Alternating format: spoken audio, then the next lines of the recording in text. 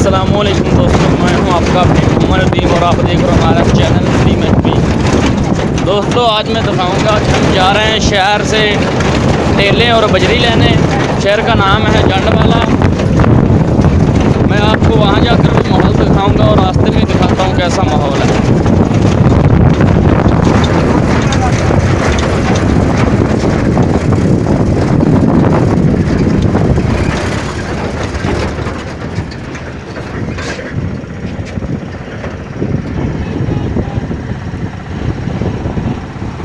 Harvester आ रही है।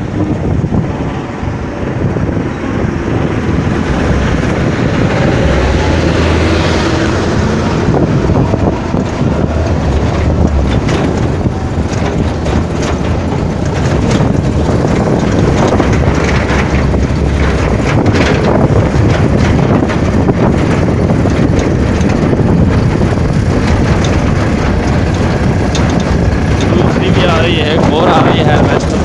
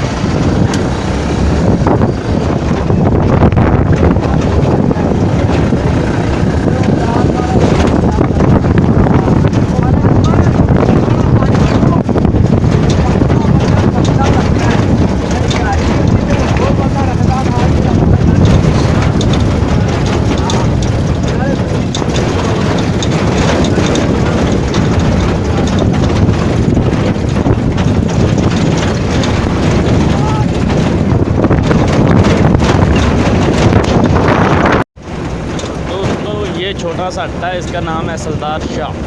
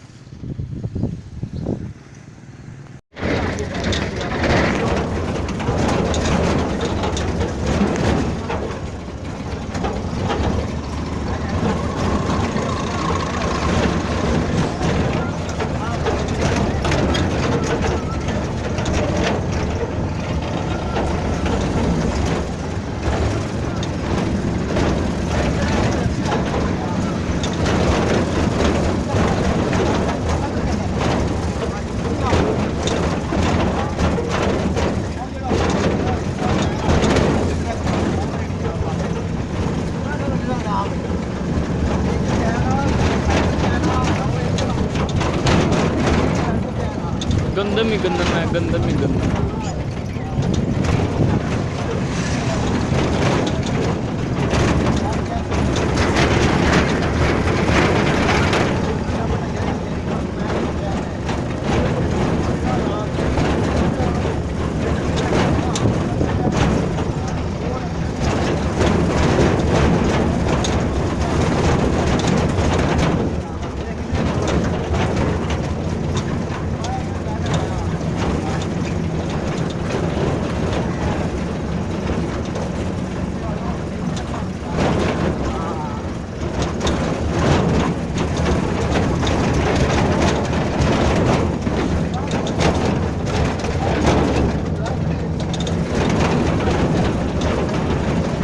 हाँ तो दोस्तों, मेरी ये वीडियो आपको कैसे लगी कमेंट में ज़रूर बताएं और अगली वीडियो देखने के लिए इंतज़ार कीजिए। अल्लाह हाफिज़।